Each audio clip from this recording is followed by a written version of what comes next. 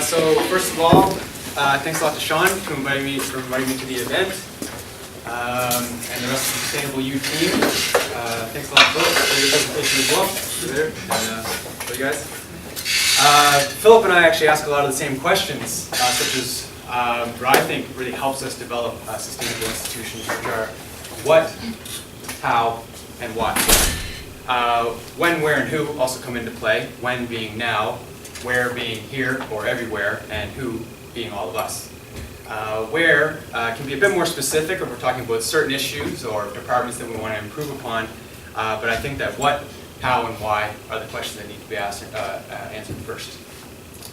So to make an institution the size of a university is very difficult for many reasons, two of which are we've inherited many bad habits, whether they be consumerist impulses or industrial practices from an era of unsustainable development, where eco-friendliness is increasingly likely to resonate as important with the general public. There is still another problem, and that is the lack of clarity on what sustainability means and our inability to really grapple with the multidimensional nature of the term. And this impacts our ability to assess problems, to develop solutions, and to conduct effective evaluations with regard to the sustainable nature of our institutions. And one thing that I've come to appreciate as a graduate student is the importance of methodology. So we need to decide what we mean by sustainable. And once we have a definition, which I think should be collectively determined, we can then properly assess the prevalent issues on our campus as a means to correct these issues and redesign planned future developments.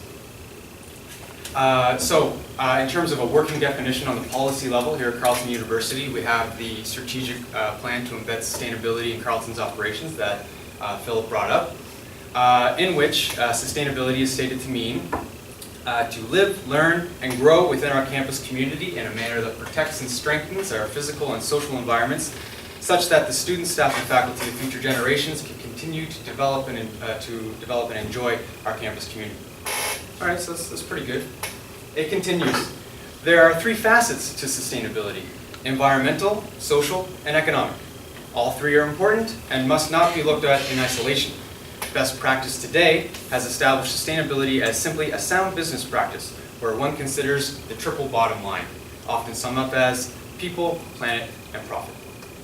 So really, I put the question to you: how does the emphasis or inclusion of profit limit our understanding of what sustainability issues are, our ability to recognize those issues as issues, how we seek to address those issues, how we'll overcome barriers that we come to along the way, and what benchmarks do we use to measure our success?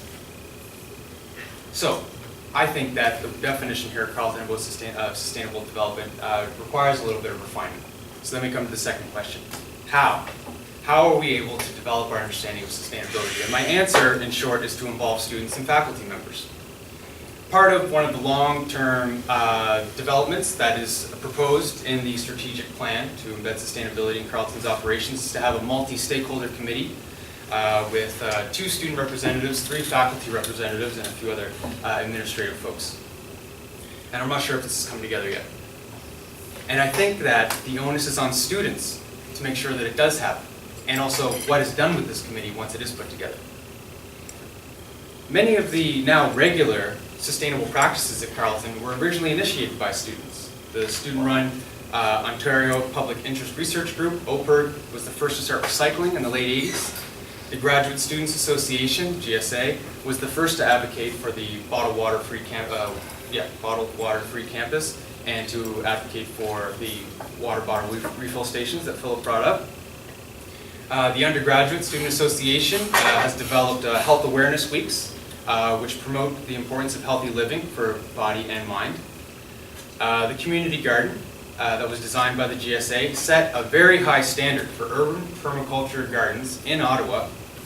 And there's also a group known as the Carleton Food Collective that promotes and educates the campus about the importance of consuming healthy and sustainably procured food.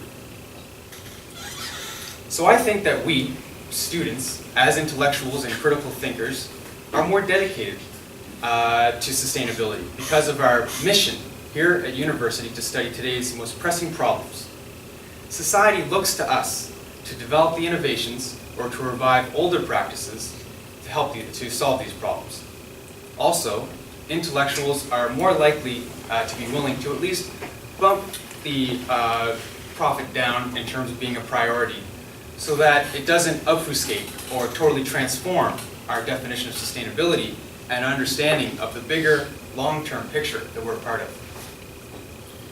There may not be cost savings initially available, but we cannot expect change to be cost neutral, let alone profitable. There are definitely opportunities for sustainability to be lucrative, but again, I put the question to you, should this be a requirement of sustainable innovation? Long-term vision is vital, because sometimes an investment is necessary to develop a local economy or a new sustainable product or practice. We also need to be willing to commit to a high level of sustainable development, because there's a lot of money going a lot of places in Carleton. And for sustainable development to get the space on the budget that it deserves, we need to act on how important and logical sustainability is. And once again, I already mentioned planned future developments.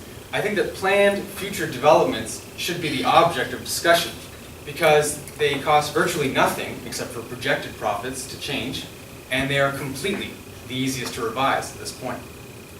So, we should focus on this opportunity with a collectively determined definition and act in favor of a more sustainable campus.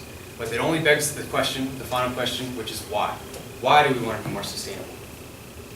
And I have to say that the motivation to up our game in terms of sustainability is not just a matter of certification or prestige, although these are good ways to get institutions to pay attention. It's not just a campus problem.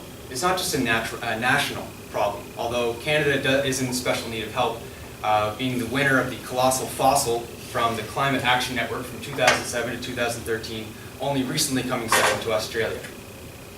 This is a global problem, and a struggle to innovate and transform the way we live for better. We attend universities at a very formative time in our lives, and this is why it's especially important, and some people think especially likely, that universities provide models of sustainable living. So just to wrap up my piece, I just wanted to quote a very impactful book that I read called Planet U by Michael McGonigal and Justine Stark. It's available in the library and can also be purchased very affordably on Amazon. And the quote is, "Operational decisions at universities have larger impacts that affect how those who study, work, and reside at universities live their lives. This shapes future values and behavior. What superficially may seem to be technical decisions begin to take on a moral character because they quietly condition all those affected by them. If parking is cheap and numerous, driving is made easy, while biking risks deaths on roads without bike lanes and underfunded bus lines leave you stranded in the snow. 4 years of university training will encourage the new graduate as citizen to spend their first paycheck on a car and not a bus pass." So sustainability issues stem from a cultural problem. And in order to correct the bad habits of this culture, we need to develop a clear definition of what sustainability means and commit ourselves to dedicated collective action. Thank you very much.